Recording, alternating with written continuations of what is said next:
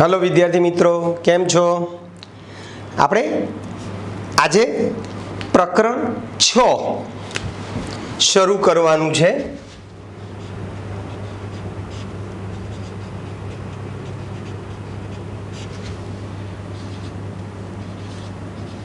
ઉષ્મા ગતિશાસ્ત્ર।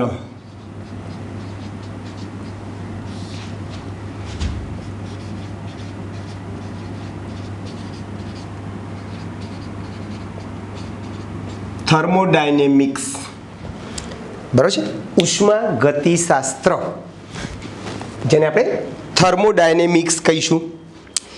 तो शरूआत आपणे कोईपण वस्तुनुं तमे दहन करो, दाखला तरीके मीथेन होय, बोलो ए मीथेन एटले CH4 एनुं तमे ऑक्सिजननी हाजरीमां दहन करशो तो CO2 અને H2O બનશે અને ઉષ્મા મુક્ત થશે।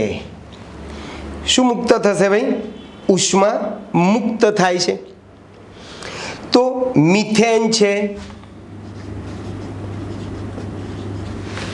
રાધણ ગેસ છે અથવા કોલસો બળે છે ત્યારે જે અણુમાં જે ऊर्जा संग्रहायेली हती ए ऊर्जा उष्मा स्वरूपे छूटी पड़े छे। बराबर छे। मीथेन पछी राधण गैस के कोलसो बळे त्यारे अणुमां आ बधा अणु छे, मीथेन छे, राधण गैस के कोलसो, ए अणुमां रहेल ऊर्जा उष्मा स्वरूपे मुक्त थाय छे। अणुमां रहेली ऊर्जा संग्रहायेली ऊर्जा, कई ऊर्जा भाई? रासायनिक ऊर्जा उष्मा स्वरूपे मुक्त थाय छे।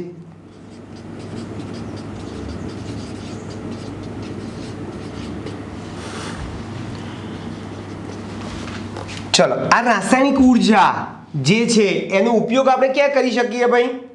तो कि भाई रासायनिक ऊर्जानो उपयोग आपणे यांत्रिक कार्य करवा माटे, दाखला तरीके बर्तन कोषमां यांत्रिक कार्य करवा माटे अथवा गैल्वेनिक कोषमां विद्युतीय कार्य करवा माटे उपयोग लई शको छो, उपयोग करी शको छो। एटले आ रासायनिक ऊर्जा जे छे ए रासायनिक ऊर्जा नो उपयोग बर्तन कोष में यांत्रिक कार्य करवा अने गैल्वेनिक कोष में बर्तन कोष में यांत्रिक कार्य करवा माटे अने गैल्वेनिक कोष में विद्युतीय अथवा तो गैल्वेनिक कोष द्वारा उद्भवती विद्युतीय ऊर्जा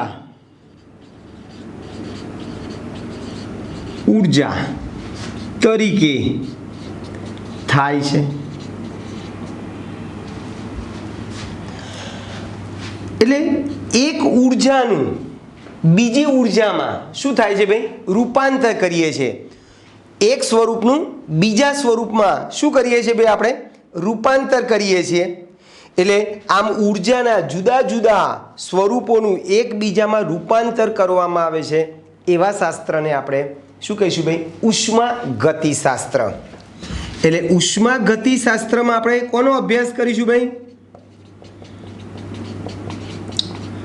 ઊર્જા ના એક સ્વરૂપનું બીજા સ્વરૂપમાં કેવી રીતે રૂપાંતર થાય છે તેનો અભ્યાસ કરવામાં આવે છે।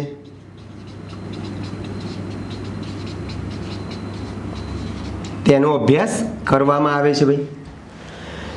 હવે આ જે ઉષ્મા ગતિશાસ્ત્રના નિયમો જે છે એ પ્રણાલી પ્રણાલી એટલે એવો ભાગ, હમણાં આપણે સમજીએ પ્રણાલી શું છે. પ્રણાલી એટલે એવો ભાગ કે જેમાં રાસાયણિક પ્રક્રિયાઓ આપણે કરીએ છીએ એને જોઈ શકીએ છીએ. તો આ જે ઉષ્માગતિશાસ્ત્રના જે નિયમો જે છે એ પ્રણાલી જ્યારે સંતુલનમાં હોય અથવા એક સંતુલન અવસ્થામાંથી બીજી સંતુલન અવસ્થામાં જઈએ ત્યારે આ ઉષ્માગતિશાસ્ત્રના નિયમોને તમે લાગુ પાડી શકો છો. એટલે ઉષ્મા ગતિશાસ્ત્રના નિયમો જ્યારે પ્રણાલી સંતુલનમાં હોય ત્યારે અથવા એક સંતુલિત અવસ્થામાંથી બીજી સંતુલિત અવસ્થામાં, એક સંતુલિત અવસ્થામાંથી બીજી સંતુલિત અવસ્થામાં ફેરવાય છે ત્યારે લાગુ પાડી શકાય છે. ક્લિયર દોસ્તો? તો ઉર્જાનું એક સ્વરૂપમાંથી બીજા સ્વરૂપમાં રૂપાંતર કેવી રીતે થાય છે એની વાત આપણે આ ઉષ્માગતિશાસ્ત્રમાં કરવાની છે. એમાં આપણે શું કીધું ભાઈ? ઉષ્માગતિશાસ્ત્રના નિયમો ક્યારે લાગુ પાડીશું ભાઈ? જ્યારે પ્રણાલી સંતુલનમાં હોય અથવા એક અવસ્થામાંથી, એક સંતુલિત અવસ્થામાંથી બીજી સંતુલિત અવસ્થામાં પ્રણાલી જ્યારે ફેરવાય છે ત્યારે આપણે આ ઉષ્માગતિશાસ્ત્રના નિયમોને તમે લાગુ પાડી શકો છો. હવે આ જે ઉષ્માગતિશાસ્ત્ર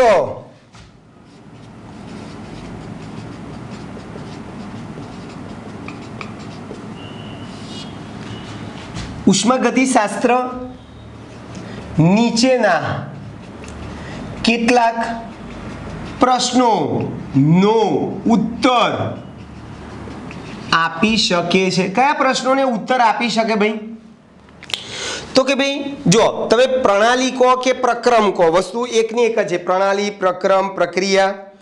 તો રાસાયણિક પ્રક્રિયા કે પ્રક્રમમાં સમાયેલ ઉર્જાનો ફેરફાર કેવી રીતે થઈ શકે અથવા કરી શકીએ? રાસાયણિક પ્રક્રિયા બોલો અથવા પ્રક્રમમાં રાસાયણિક ઉર્જા, આપણે કીધું ને રાસાયણિક ઉર્જાનું આપણે બીજા સ્વરૂપમાં શું કરીએ છીએ? રૂપાંતર કરીએ છીએ. તો રાસાયણિક પ્રક્રિયામાં કે પ્રક્રમમાં સમાયેલ ઉર્જાનો ફેરફાર, પ્રક્રમમાં સમાયેલ ઉર્જાનો ફેરફાર કેવી રીતે કરી શકીએ? એક તો આ પ્રશ્નો ઉત્તર આપે છે. પછી રાસાયણિક પ્રક્રિયા કે પ્રક્રમ થશે કે નહીં? કોઈ પણ રાસાયણિક પ્રક્રિયા થશે કે નહીં, બરાબર છે? એ પણ તમને જાણ કરે. પ્રક્રમ થશે કે નહીં. પછી આ રાસાયણિક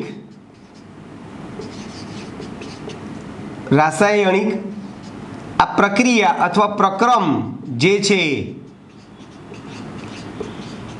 કોણ ચલાવે છે, એને કોણ પ્રેરે છે? એ પ્રક્રિયા ઝડપથી થવા માટે કોણ પ્રેરે છે? પ્રક્રમને કોણ પ્રેરે છે? પ્રક્રિયા થવા માટે પ્રક્રમને કોણ પ્રેરે છે? એ પણ તમે કહી શકો. અને કેટલા પ્રમાણમાં રાસાયણિક પ્રક્રિયા થશે, કેટલા પ્રમાણમાં રાસાયણિક પ્રક્રિયા આગળ વધશે, આગળ ધપે છે, એ પણ તમને ઉષ્માગતિશાસ્ત્ર બતાવે છે. તો આ ઉષ્મા ગતિશાસ્ત્ર જે છે એ આ 4 પ્રશ્નોનો ઉત્તર આપી શકે છે. ફરીથી, એક તો રાસાયણિક પ્રક્રમ એટલે કે પ્રક્રિયામાં સમાયેલ ઉર્જાનો ફેરફાર કેવી રીતે કરી શકો? તમે ઉર્જા આપીને ફેરફાર કરો છો, કાં તો ઉર્જા પ્રણાલીમાંથી કે પ્રક્રમમાંથી ઉર્જાને ખેંચીને એમાં ફેરફાર કરો છો, એની એક તો વાત કરી શકો. પછી પ્રક્રિયા થશે કે નહીં, કોઈ પણ પ્રક્રિયા કે ભાઈ આ 2 પેન છે, આ 2 પેન વચ્ચે પ્રક્રિયા થશે કે નહીં, તો કે ભાઈ નહીં થાય તો કેમ નહીં થાય, અને થશે તો કેમ થશે, આ પણ તમને સમજાવે છે. પછી આ પ્રક્રિયા કે પ્રક્રમને આગળ ધપાવવા માટે, પ્રક્રિયાને ચાલુ રાખવા માટે કોણ એને પ્રેરે છે, અને કેટલા પ્રમાણમાં રાસાયણિક પ્રક્રિયા આગળ વધશે, કેટલા પ્રમાણમાં રાસાયણિક પ્રક્રિયા આગળ ધપે છે, એ પણ તમને કોણ બતાવશે ભાઈ? ઉષ્મા ગતિશાસ્ત્ર. ક્લિયર દોસ્તો? હવે આપણે ઉષ્મા ગતિશાસ્ત્ર સમજવા માટે એના પર્યાયો છે કે ભાઈ પ્રક્રમ એટલે શું, પ્રણાલી એટલે શું, એના પ્રક્રમના પ્રકાર છે, પ્રણાલીના પ્રકાર છે, તો એ બધા પર્યાયો આપણે સમજવાના છે. તો ઉષ્મા ગતિશાસ્ત્રના પર્યાયો, એમાં પહેલું આવે પ્રક્રમ. પ્રક્રમ એટલે પ્રક્રિયા અથવા તો ચલો પ્રક્રમ. પ્રક્રમ કોને કહેવાય? તો એક અવસ્થામાંથી બીજી અવસ્થામાં થતો ફેરફાર, રૂપાંતર ને તમે પ્રક્રમ કહી શકો. પ્રક્રમ એટલે પ્રક્રિયા છે. પ્રણાલીની એક અવસ્થામાંથી બીજી અવસ્થામાં થતા રૂપાંતરને,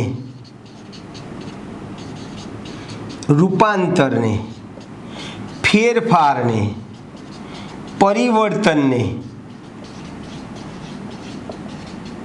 પ્રક્રમ કહીશું. એક આ શબ્દ છે પહેલા પ્રક્રમ. પ્રક્રમ એટલે પ્રક્રિયા જેમાં ફેરફાર થાય છે. પછી પ્રણાલી, વિશ્વનો એવો નાનો ભાગ કે જેમાં તમે જે પ્રક્રિયા કરો છો એને તમે અવલોકી શકો છો. પ્રક્રિયા કરો છો જેને તમે અવલોકી શકો છો. એટલે પ્રણાલીની વ્યાખ્યા આપણે આપીએ તો આમ આપી શકો: વિશ્વનો એવો અતિ નાનો ભાગ કે જેમાં તમે જે કંઈ પ્રક્રિયા કરો છો એને તમે અવલોકી શકો છો. બરાબર? વિશ્વનો એવો અતિ નાનો ભાગ કે જેમાં આપણે અવલોકન કરી શકીએ છીએ, એને પ્રણાલી કહેવાય. વિશ્વનો એવો અતિ નાનો ભાગ કે જેમાં થયેલ પ્રક્રિયા ને અવલોકી શકાય છે એવા અતિ નાના ભાગને આપણે પ્રણાલી કહીશું. સપોઝ કે આ રૂમ જે છે વિશ્વની સાપેક્ષમાં અતિ સૂક્ષ્મ છે. હું આમાં જે કંઈ ફેરફાર કરું છું, હું જે કંઈ સપોઝ કે હું કંઈક ભણાવું છું, તો એની અસર આ રૂમ પૂરતી જ છે. બહાર એની કોઈ અસર દેખાતી નથી, અથવા બહાર જે કંઈ પ્રક્રિયાઓ થાય છે એની વસ્તુ આપણને અંદર કંઈ દેખાતી નથી. તો વિશ્વનો એવો અતિ નાનો ભાગ કે જ્યાં તમે જે કંઈ ફેરફાર કરો છો, જેમાં તમે જે કંઈ પ્રક્રિયા કરો છો એને તમે અવલોકી શકો, તો એવા અતિ નાના ભાગને આપણે પ્રણાલી કહીશું. પ્રણાલી સિવાયના વિશ્વના બાકીના ભાગને પર્યાવરણ કહીશું. એટલે આ રૂમ જે છે એ મારા માટે પ્રણાલી કહું તો આ રૂમ સિવાયનું બાકીનું આખું વિશ્વ જે છે એ તમારા માટે શું થઈ જાય? પર્યાવરણ. એટલે પ્રણાલી સિવાયના વિશ્વના બાકીના ભાગને શું કહીશું ભાઈ આપણે? પર્યાવરણ. પ્રણાલી સિવાયના વિશ્વના બાકીના ભાગને પર્યાવરણ કહીશું. બરાબર છે. પ્રણાલી સિવાયના વિશ્વના બાકીના ભાગને આપણે શું કહીશું ભાઈ? પર્યાવરણ. એટલે વિશ્વ બરાબર શું થાય? પ્રણાલી વત્તા પર્યાવરણ. એમ પણ તમારે લખી શકો. વિશ્વ એ શું છે ભાઈ? પ્રણાલી જેમાં તમે પ્રક્રિયા કરો છો, અને બાકીનો ભાગ જેને આપણે પર્યાવરણ કહીશું.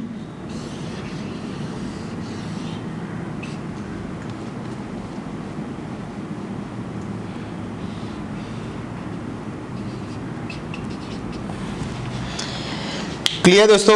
તો આ 3 પર્યાય થયા. પ્રક્રમ, પ્રણાલીની એક અવસ્થામાંથી બીજી અવસ્થામાં થતું રૂપાંતર, ફેરફાર. પ્રણાલી વિશ્વનો એવો અતિ નાનો ભાગ કે જેમાં તમે જે કંઈ પ્રયોગ કરો છો, જે કંઈ પ્રક્રિયાઓ કરો છો, એને તમે અવલોકી શકો છો, એને તમે જોઈ શકો છો. અને પર્યાવરણ, પ્રણાલી સિવાયના વિશ્વના બાકીના ભાગને પર્યાવરણ કહીશું. આ રૂમને આપણે પ્રણાલી કહીએ તો આ રૂમ સિવાયનો બાકીનો ભાગ જે છે એ પર્યાવરણ છે. ટૂંકમાં વિશ્વ એટલે પ્રણાલી વત્તા પર્યાવરણ. હવે આ રૂમ, સપોઝ કે આપણે રૂમને પ્રણાલી કહીએ તો દરેક પ્રણાલીને ચોક્કસ સીમા હોય, હદ રેખા હોય. સપોઝ કે આ રૂમમાં હું ભણાવું છું તો આ રૂમની આ 4 દિવાલો જે છે એ મારા માટે, એટલે કે પ્રણાલી માટે હદ રેખા છે. કે તમે દિવાલની આ બાજુ છો એનો અર્થ કે તમે પ્રણાલીમાં છો, દિવાલની પેલી બાજુ ગયા એનો અર્થ કે તમે પર્યાવરણમાં જતા રહ્યા. એટલે દરેક પ્રણાલીને ચોક્કસ સીમા, હદ રેખા હોય છે. દરેક પ્રણાલીને ચોક્કસ સીમા અથવા શું હોય ભાઈ? હદ રેખા હોય છે. કેવી રીતે? એક ઉદાહરણ આપીને તમને સમજાવું. ચલો,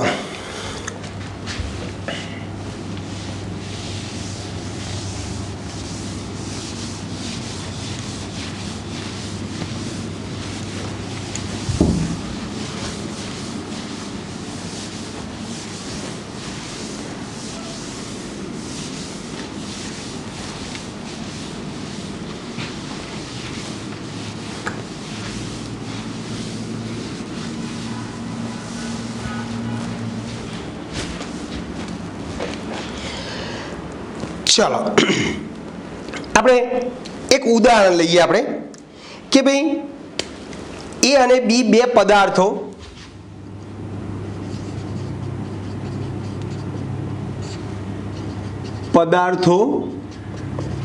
એ અને બી ને આપણે એક બીકરમાં ભરીએ છીએ. બરાબર છે? પદાર્થ એ અને બીને એક બીકરમાં મિશ્ર કરીએ છીએ.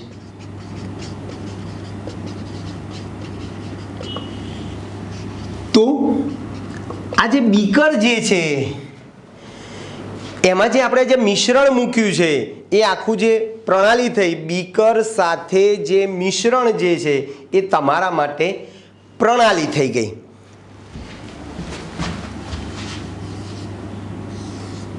આ બીકર છે તો આ બીકરની અંદર આપણે પદાર્થ એ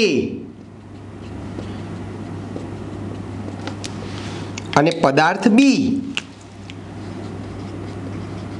પદાર્થ એ વત્તા બી નું મિશ્રણ જે છે એ આપણા માટે શું થઈ જશે ભાઈ? મિશ્રણ અથવા તો બીકર સહિતનો ભાગ એ પ્રણાલી છે.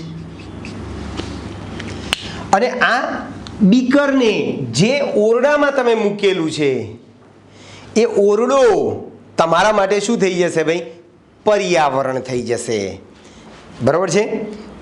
આપણે બીકરને જેમાં જે ઓરડામાં રાખેલું છે એને આપણે શું કહીશું ભાઈ? પર્યાવરણ કહીશું. તો બીકર એ પ્રણાલી બને અને બીકરને જે ઓરડામાં રાખેલ છે તે ઓરડો શું બને ભાઈ? પર્યાવરણ બને. હવે આ જે બીકર જે છે હવે જુઓ આ અંદરની બાજુમાં આ જે મિશ્રણ જે છે એ મિશ્રણ જેને આપણે પ્રણાલી કીધું છે, આ પ્રણાલીને ચોક્કસ સીમા હદ રેખાઓ છે. જુઓ આ બીકરનું જે પાત્ર છે, દિવાલ જે છે, દિવાલ શું થશે ભાઈ? પ્રણાલીની હદ રેખા થશે. મેં હમણાં તમને કીધું કે આ રૂમને આપણે પ્રણાલી કહીએ તો આ રૂમની આ જે 4 દિવાલો જે છે એ દિવાલો એ પ્રણાલીની હદ રેખા થશે. એટલે પ્રણાલીને ચોક્કસ સીમા હદ રેખા હોય છે. પ્રણાલીને ચોક્કસ સીમા અથવા તો હદ રેખા હોય છે. લક્ષ્મણ રેખા હોય છે, હદ રેખા હોય છે. ક્લિયર દોસ્તો? ટૂંકમાં પ્રણાલી એ હકીકતમાં શું છે ભાઈ? કાર્ટેશિયન અક્ષોનો સેટ છે જે અવકાશમાં શું કરે છે? નિશ્ચિત કદ બતાવે છે. અક્ષો છે, અક્ષોનો કાર્ટેશિયન અક્ષોનો સેટ છે જે અવકાશમાં ચોક્કસ ભાગ બતાવે છે, ચોક્કસ કદ બતાવે છે કે ભાઈ આ ભાગમાં આટલા ભાગમાં પ્રક્રિયાઓ થાય છે. બરાબર છે ભાઈ? એટલે ટૂંકમાં પ્રણાલી એ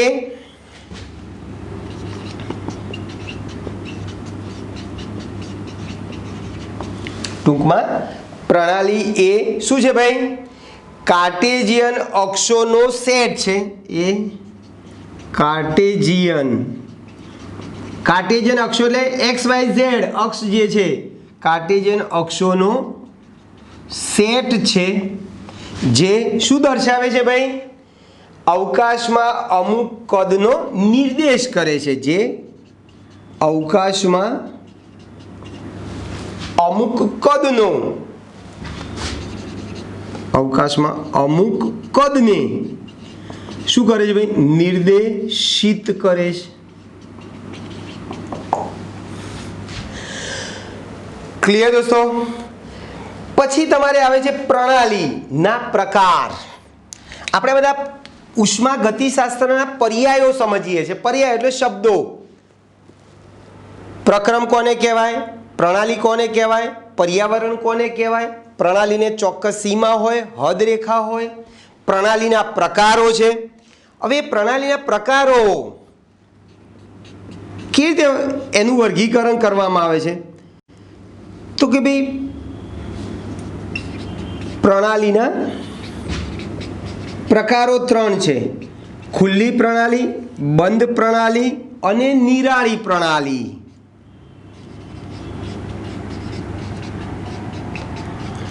તો પહેલા તો પ્રશ્ન આપણો થાય કે આ પ્રણાલીના પ્રકાર કોને આધારે પાડવામાં આવે છે? તો કે ભાઈ પ્રણાલી અને પર્યાવરણ વચ્ચે દ્રવ્ય અને ઉર્જાની આપ-લેને આધારે હકીકતમાં એનું વર્ગીકરણ કરવામાં આવે છે, એના પ્રકાર પાડવામાં આવે છે. બરાબર છે? કોને આધારે પ્રકાર પાડીશું ભાઈ આપણે? પ્રણાલી અને પર્યાવરણ વચ્ચે થતા પ્રણાલી અને પર્યાવરણ વચ્ચે થતા ઉર્જા અને દ્રવ્ય ના વિનિમય એટલે આપલે દ્વારા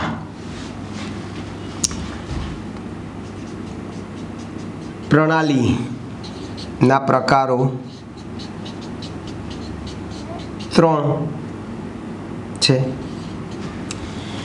એ પ્રણાલીના પ્રકાર 3 છે. કોને આધારે 3 પ્રકારો પાડ્યા ભાઈ આપણે? પ્રણાલી અને પર્યાવરણ વચ્ચે થતા ઉર્જા અને દ્રવ્યની આપલેને આધારે કરીએ છીએ.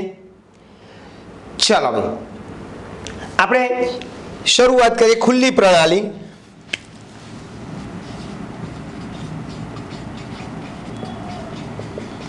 ખુલ્લી પ્રણાલીમાં દ્રવ્ય એટલે પ્રણાલી અને પર્યાવરણ વચ્ચે દ્રવ્ય અને ઉર્જા બંનેની આપમેળે થાય છે. એટલે ખુલ્લી પ્રણાલીમાં જેમાં પ્રણાલી અને પર્યાવરણ વચ્ચે દ્રવ્ય અને ઉર્જા બંનેની આપલે અથવા તો વિનિમય થાય છે। દાખલા તરીકે ખુલ્લા પાત્રમાં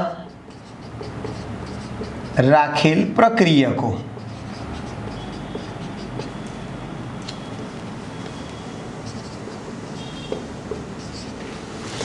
તમે ખુલ્લા પાત્રમાં કોઈ પણ પ્રક્રિયક રાખશો તો શું થશે ભાઈ? આપમેળે પ્રણાલી અને પર્યાવરણ વચ્ચે દ્રવ્ય અને ઉર્જા બંનેની આપલે આપમેળે થાય છે। એટલે ખુલ્લા પાત્રમાં, ખુલ્લા બીકરમાં રાખેલ પ્રક્રિયકો, બીકર લો,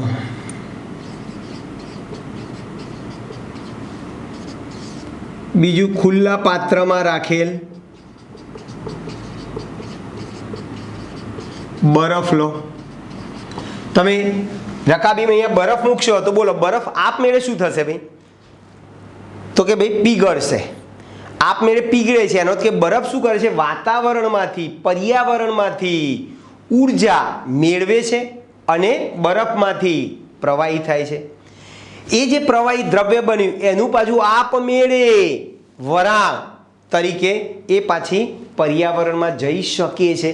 તો ઉર્જા અને દ્રવ્ય બંનેની આપલે આપમેળે થઈ શકે છે। જીવંત પ્રણાલી પણ એનું ઉદાહરણ છે।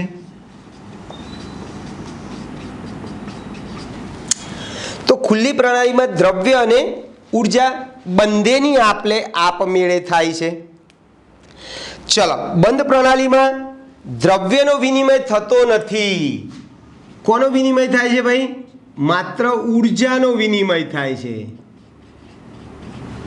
એટલે બંધ પ્રણાલીમાં જેમાં દ્રવ્યનો વિનિમય થતો નથી પરંતુ માત્ર ઉર્જા નો વિનિમય થાય છે। દાખલા તરીકે કોઈ ધાતુનું બંધ પાત્ર લો અને એમાં તમે ગરમ પાણી લો। એટલે બંધ પાત્રમાં, બંધ બીકરમાં રાખેલ પ્રક્રિયકો, પહેલા તો તમે એ રીતે સાદું ઉદાહરણ આપી શકો।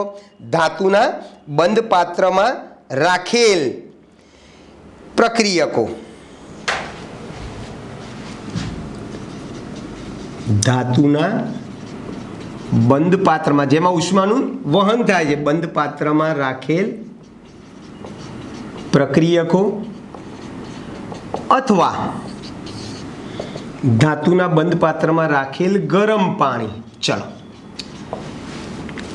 તમે ધાતુનું પાત્ર લો, એમાં ગરમ પાણી લો અને પાત્રની સપાટીને આમ બહારથી તમે અડશો તો પાત્રની સપાટી કેવી લાગશે ભાઈ? તમને ગરમ લાગશે।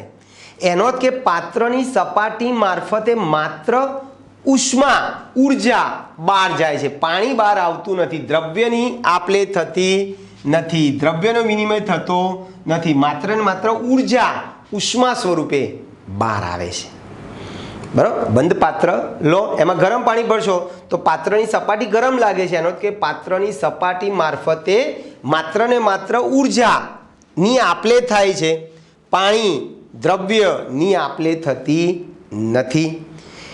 તમે આમાં વિદ્યુત બલ્બ તમે ઉદાહરણ આપી શકો। વિદ્યુત ટ્યુબ છે, વિદ્યુત બલ્બ, બરાબર છે? વિદ્યુત બલ્બ હોય તો એ ગરમ થાય તો એની સપાટી મારફતે માત્ર ને માત્ર ઉર્જા બહાર જાય છે, એની અંદર જે દ્રવ્ય જે છે, એની અંદર જે વાયુ ભર્યો છે એ વાયુ બહાર નીકળતો નથી। એટલે વિદ્યુત બલ્બ છે, ટ્યુબ લાઇટ છે,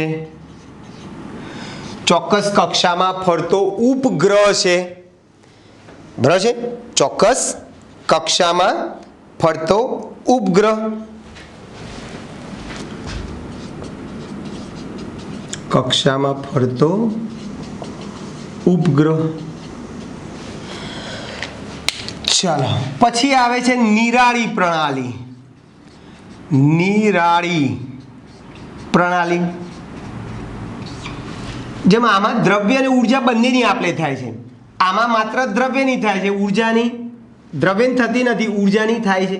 એમ આમાં બેમાંથી એકેની ના થાય. એટલે જેમાં દ્રવ્ય કે ઉર્જા બેમાંથી એક પણ ની આપલે, એક પણનો વિનિમય થતો નથી.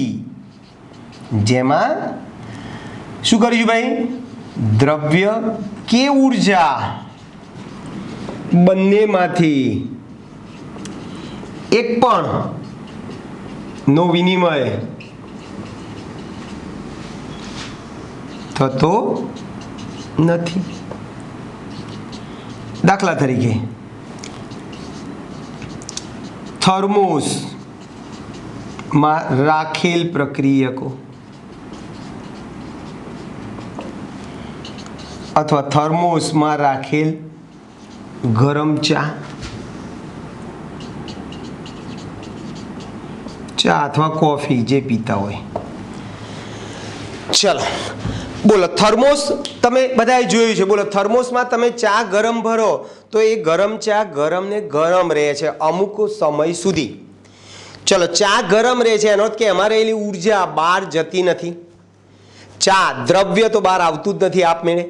એટલે એમાં દ્રવ્ય અને ઉર્જા બેમાંથી એક પણની આપલે આપમેળે થતી નથી. જેને આપણે શું કહીશું ભાઈ? નિરાળી પ્રણાલીનું ઉદાહરણ. પછી તમે ઉષ્મારોધક બંધ પાત્રમાં પ્રક્રિયકો લખશો તો બી એની જ વસ્તુ છે. ઉષ્મારોધક બંધ પાત્રમાં રાખેલ પ્રક્રિયક. જો આ ઉષ્મારોધક છે, તમે લાકડાની પેટી લો અને એની અંદર પાણી ભરો, ગરમ પાણી ભરો તો એમાં ઉષ્માની આપલે થશે નહીં. એટલે એ ઉષ્મારોધક છે લાકડાની પેટી. જ્યારે ધાતુની પેટી જે છે, ધાતુનું બંધ પાત્ર જે છે એ ઉષ્માની એમાં આપલે થતી હોય છે. ઉષ્મા વિદ્યુતનું એ સુવાહક હોય છે. તો પ્રણાલી એટલે શું, પર્યાવરણ એટલે શું, પ્રણાલીના પ્રકાર કયા છે એની આપણે ચર્ચા કરી કે ભાઈ ખુલ્લી પ્રણાલીમાં પ્રણાલી અને પર્યાવરણ વચ્ચે દ્રવ્ય અને ઉર્જા બંનેની આપલે આપમેળે થાય છે. નિરાળીમાં દ્રવ્ય કે ઉર્જા બેમાંથી એકેની આપલે આપમેળે થતી નથી. અને બંધ પ્રણાલીમાં ફક્ત અને ફક્ત ઉર્જાની આપલે, ઉર્જાનો વિનિમય થાય છે, દ્રવ્યનો વિનિમય થતો નથી. ક્લિયર દોસ્તો? ચાલો પછી અવસ્થા વિધેય.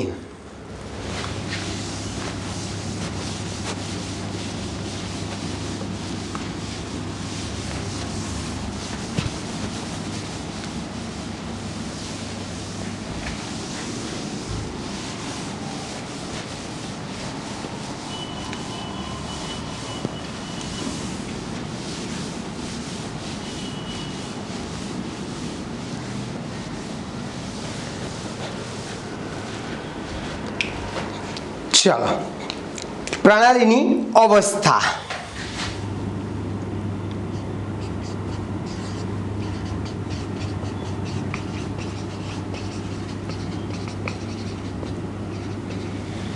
અવસ્થા અથવા અવસ્થા ચલો અથવા તો અવસ્થા વિધેય. અવસ્થા ચલ હોય ને, ચલો અથવા અવસ્થા વિધેય. પર્યાય સમજીએ આપણે તો કે પ્રણાલીના જે ગુણધર્મો પ્રણાલીની અવસ્થાનું વર્ણન કરે છે, પ્રણાલીના જે ગુણધર્મો એ પ્રણાલીની અવસ્થાનું વર્ણન કરે છે એને અવસ્થા વિધેય કહીશું, અવસ્થા ચલ કહીશું.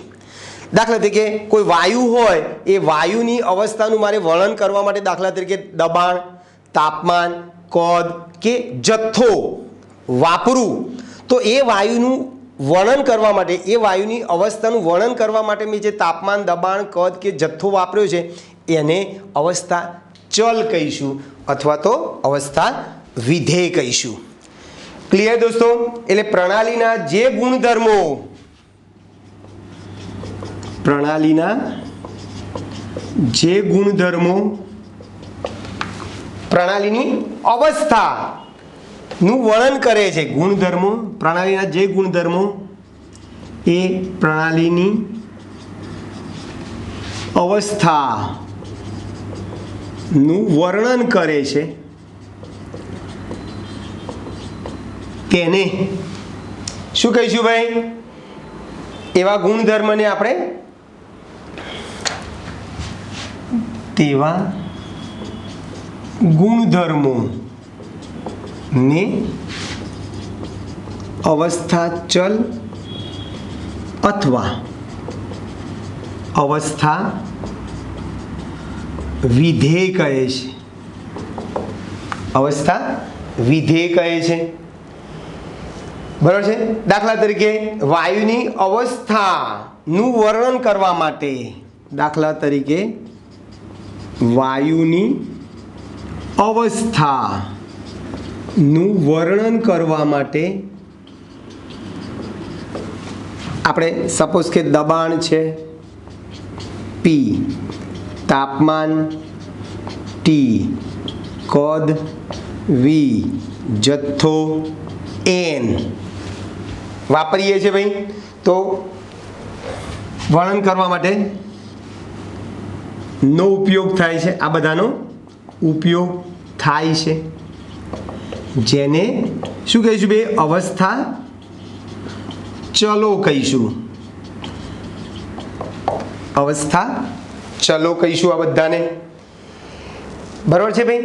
ચલો, એટલે આ જે અવસ્થા વિધેય જે છે એમના મૂલ્યો પ્રણાલીની અવસ્થા ઉપર આધાર રાખે છે. આ અવસ્થા વિધેય જે છે એ અવસ્થા ઉપર આધાર રાખે છે, પણ એ અવસ્થા ઉપર તમે કેવી રીતે પહોંચ્યા એની ઉપર આધાર રાખતા નથી.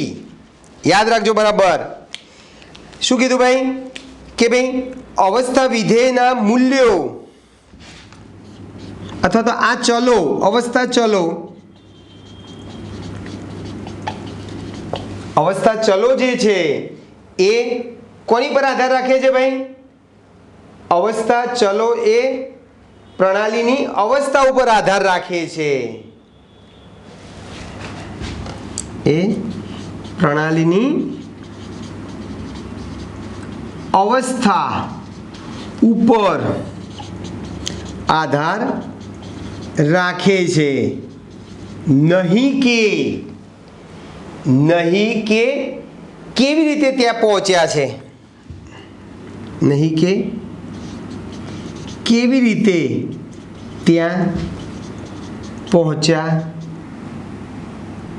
છે તેની પર.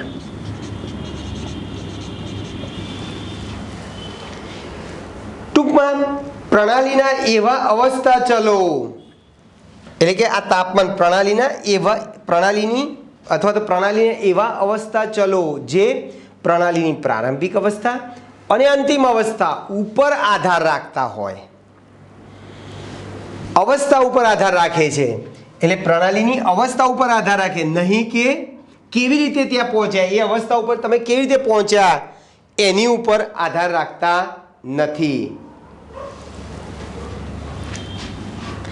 તો બરાબર યાદ રાખજો ભાઈ કે ભાઈ પ્રણાલીના એવા અવસ્થા ચલો જે પ્રણાલીની પ્રારંભિક અવસ્થા અને અંતિમ અવસ્થા ઉપર આધાર રાખે છે, પણ એ અવસ્થા પ્રાપ્ત કરવા માટેની કોઈ પદ્ધતિ કે રીત ઉપર આધાર રાખતા નથી.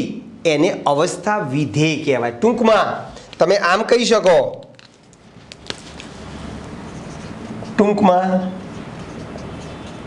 પ્રણાલીના અવસ્થા ચલો એટલે આ તાપમાન, દબાણ, કદ, જથ્થો, પ્રણાલીની અવસ્થા ચલો, પ્રણાલીના અવસ્થા ચલો એ કોની પર આધાર રાખે ભાઈ? પ્રણાલીની પ્રારંભિક અવસ્થા અને અંતિમ અવસ્થા ઉપર આધાર રાખે છે. પરંતુ આ અવસ્થા કેવી રીતે પ્રાપ્ત કરવામાં આવે છે તેની ઉપર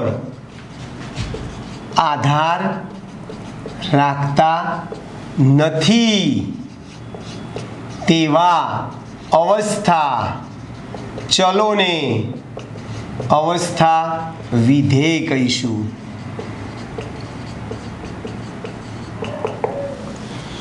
એકદમ સાદું ઉદાહરણ આપું, ચલો દાખલા તરીકે આ પેન છે, આ પેનને મારે આ એચ ઊંચાઈ સુધી, આ પંખા સુધી મારે આ પેનને લઈ જવી છે, તો આ પેનને મારે એચ ઊંચાઈએ લઈ જવા માટે મારી જોડે ઘણી બધી પદ્ધતિઓ છે। જો 2-4 પેશ કરું તમારી આગળ, દાખલા તરીકે આ પેનને હું એકવાર આ રીતે લઈ જાઉં એચ ઊંચાઈ સુધી, બીજી વાર પેનને હું આમ લઈ જાઉં સીધી રાખીને આમ લઈ જાઉં છું, ત્રીજી વાર પેનને હું આમ કરતો કરતો એચ ઊંચાઈ લઈ જાઉં, ચોથી વાર પેનને હું ઉલાળતો લઈ જાઉં, પાંચમી વાર પેનને હું હેલિકોપ્ટરમાં બેહાડીને લઈ જાઉં।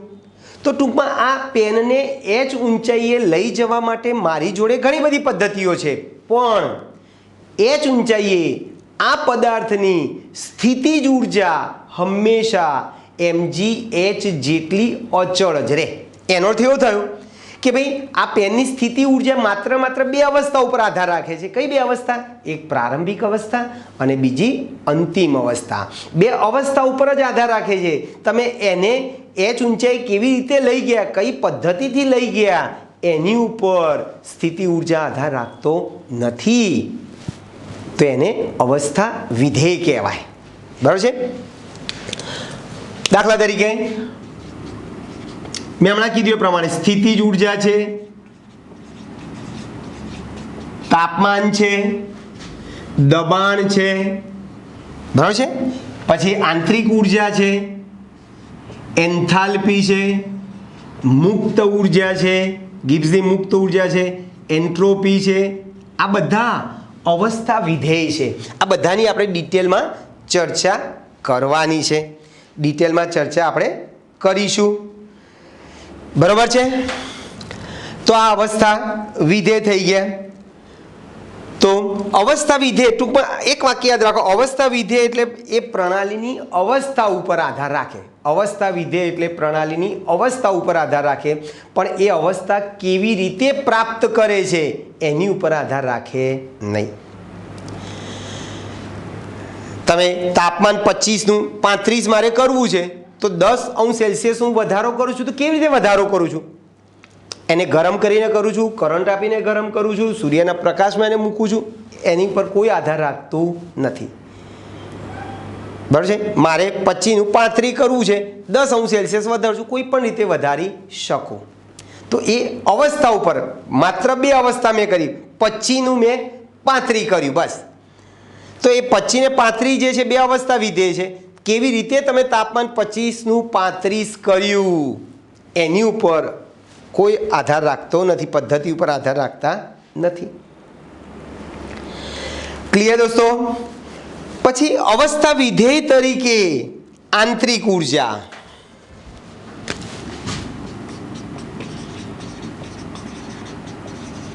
અવસ્થા વિધેય તરીકે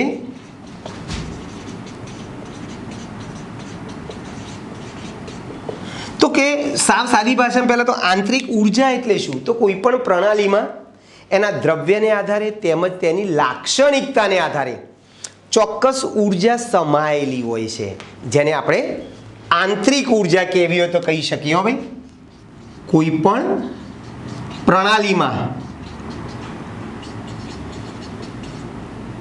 તેના દ્રવ્યને આધારે તેમજ તેની લાક્ષણિક અથવા તેના લાક્ષણિક બંધારણને આધારે ઉર્જા સમાયેલી હોય છે, જેને આપણે આંતરિક ઉર્જા કહીશું। બરાબર છે? એટલે આ જે આંતરિક ઉર્જા જે છે એ એકચ્યુઅલી દ્રવ્યને આધારે અને બંધારણને આધારે એમાં સમાયેલી ઉર્જા છે એ બધી ઉર્જાઓ જુદી જુદી હોઈ શકે. દાખલા તરીકે રાસાયણિક ઉર્જા હોય, યાંત્રિક ઉર્જા હોય, અન્ય કોઈ ઉર્જા હોય, તે બધી ઉર્જાનો સરવાળો એટલે કે તમારી આંતરિક ઉર્જા. બધી ઉર્જાનો શું કરીશું ભાઈ આપણે? સરવાળો, જેને આપણે શું કહીશું ભાઈ? આંતરિક ઉર્જા. એટલે આંતરિક ઉર્જા એ રાસાયણિક ઉર્જા છે, યાંત્રિક ઉર્જા છે, વિદ્યુતીય ઉર્જા છે કે પછી અન્ય ઉર્જાનો સરવાળો કરીને તમે પદાર્થની આંતરિક ઉર્જા નક્કી કરી શકો છો. બરાબર છે? એટલે આ જે બધી જે કુલ ઉર્જા મળે છે એ કુલ ઉર્જાને આપણે પ્રણાલીની આંતરિક ઉર્જા યુ કહીશું. આંતરિક ઉર્જાની સંજ્ઞા છે યુ. ક્લિયર દોસ્તો? હવે આ જે આંતરિક ઉર્જા જે છે એમાં તમે કેવી રીતે ફેરફાર કરી શકો? આંતરિક ઉર્જામાં ફેરફાર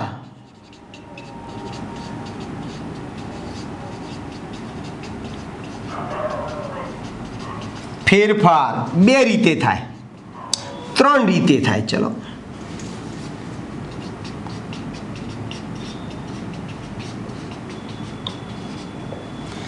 આંતરિક ઉર્જામાં ફેરફાર તમે ત્રણ રીતે કરી શકો. એક તો પ્રણાલીએ ઉર્જા આપો, કાં તો પ્રણાલીમાંથી ઉર્જાને શું કરો ભાઈ? દૂર કરો. બરાબર? એટલે કે ઉષ્મા પ્રણાલીમાં જશે અથવા તો ઉષ્મા પ્રણાલીમાંથી બહાર આવશે. આપણે આમ બી લખીએ, ઉષ્મા પ્રણાલીમાં જશે કે પ્રણાલીની બહાર આવશે. આપણું શરીર પ્રણાલી છે. દાખલા તરીકે હું ખોરાક ખા સારી સારી વસ્તુ ખાઉં તો મારી અંદર ઉર્જા આવશે, શક્તિમાં વધારો થશે. એટલે પ્રણાલીમાં ઉર્જા અંદર આવી, ઉષ્મા પ્રણાલીમાં જશે. પણ હું ખાધા વગર બિલ્ડિંગની આગળ પાછળ ગોળ ગોળ ગોળ ગોળ ગોળ ફર્યા જ કરું તો મારા શરીરની અંદર મારી પ્રણાલીમાંથી ઉર્જા શું થઈ જશે ભાઈ? બહાર જશે. બરાબર છે ભાઈ? એટલે ઉષ્મા પ્રણાલીમાં જશે કે શું થશે ભાઈ? બહાર આવશે. ત્યારે નંબર 2, પ્રણાલી ઉપર કે પ્રણાલી વડે કાર્ય થઈને, પ્રણાલી ઉપર કે પ્રણાલી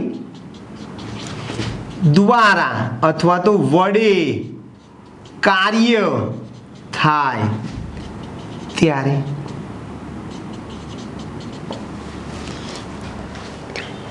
બરાબર છે? હવા ભરેલો ફુગ્ગો હોય, સપોઝ કે હવા ભરેલો ફુગ્ગો છે, એની અંદર હવા પ્રણાલી છે, બરાબર? વાયુ છે, ફુગ્ગો આખો પ્રણાલી કહીએ. ચલો, હવે ફુગ્ગા ઉપર હું દબાણ લગાવું, બાહ્ય દબાણ લગાવું તો બોલો ફુગ્ગાનું કદ શું થાય? ઘટશે. હાથ લઈ લઉં તો ફુગ્ગા દ્વારા કાર્ય થશે, પ્રણાલી દ્વારા કાર્ય થશે, તો કદમાં શું થશે ભાઈ? વધારો થશે. એટલે પ્રણાલી ઉપર કે પ્રણાલી વડે કાર્ય થાય ત્યારે. અને દ્રવ્ય પ્રણાલીમાં દાખલ થાય, ઉષ્માની જગ્યાએ આપણે દ્રવ્ય શબ્દ વાપરીએ. દ્રવ્ય પ્રણાલીમાં દાખલ થાય કે બહાર નીકળે ત્યારે.